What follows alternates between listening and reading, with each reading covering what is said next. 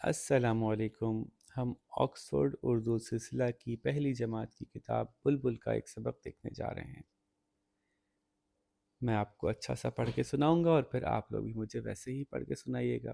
کوئی مشکل الفاظ ہوں گے تو میں اس کے معنی بھی بتاتا جاؤں گا۔ شروع کرتے ہیں۔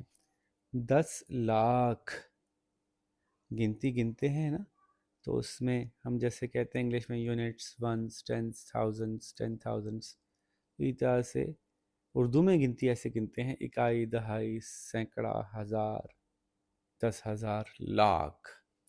تو جب کسی چیز کے آگے یونٹ سے گنتے جائیں تو 5 ڈجٹ اس کے آگے ایکسٹرا لگے ہوں تو اس کو لاکھ کہتے ہیں۔ ٹھیک ہے، تو اب پڑھنا شروع کرتے ہیں۔ 10 لاکھ۔ ایک رات کھانے کے بعد اماں اور ابا باغ میں بیٹھے تھے۔ پاس ہی ساجد اور نادرہ کھیل رہے تھے۔ اتنے میں اماں ابا کے ایک مہمان آئے۔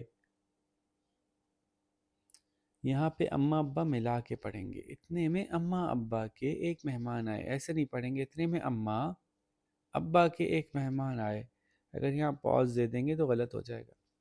اتنے میں اماں ابا کے ایک مہمان آئے۔ مہمان کچھ ایسی باتیں کرنے لگے: میں نے کراچی میں 10 لاکھ کی زمین خریدی ہے، اس پر گھر بنوا رہا ہوں۔ لاہور میں بھی زمین خریدی ہے۔ اماں سر ہلا رہی تھیں، ابا اچھا اچھا کہہ رہے تھے۔ شاید ان دونوں کو نیند آ رہی تھی۔ دیکھیے ہم اس پہ ان اور ان کا فیصلہ ایسے کرتے ہیں کہ جس کی بات کر رہے ہیں وہ قریب ہے تو ان، اور دور ہے یا ماضی میں ہے تو ان، تو ابھی قریب ہی ہیں اس لیے ان ہونا چاہیے۔ شاید ان دونوں کو نیند آ رہی تھی۔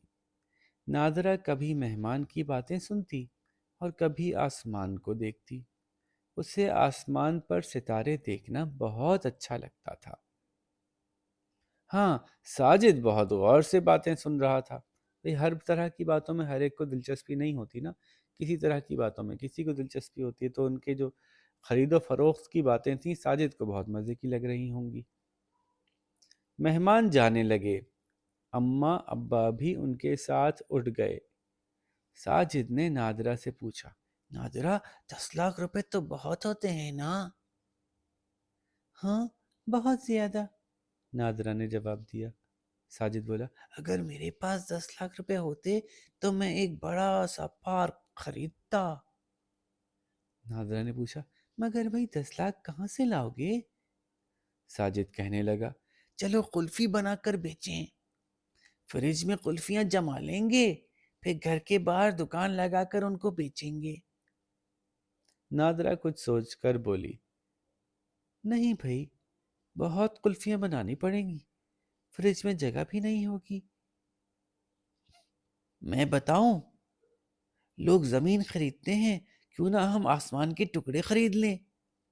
پیسے بھی نہیں دینے پڑیں گے اور اتنے بہت سارے ستارے بھی مل جائیں گے۔ یہ بہت مزے کی بات کی ساجد نے۔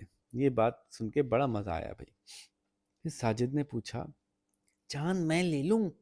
نادرہ نے کہا: ہاں ٹھیک ہے، تم چاند لے لینا، اور سنو، میں تو بنوں گی سائنسدان۔ پھر میں ایک راکٹ بناؤں گی جس میں بیٹھ کر ہم اپنے ستاروں کی سیر کیا کریں گے۔ ہم مل کر راکٹ بنائیں گے، ساجد بولا۔ ٹھیک ہے، نادرہ نے جواب دیا۔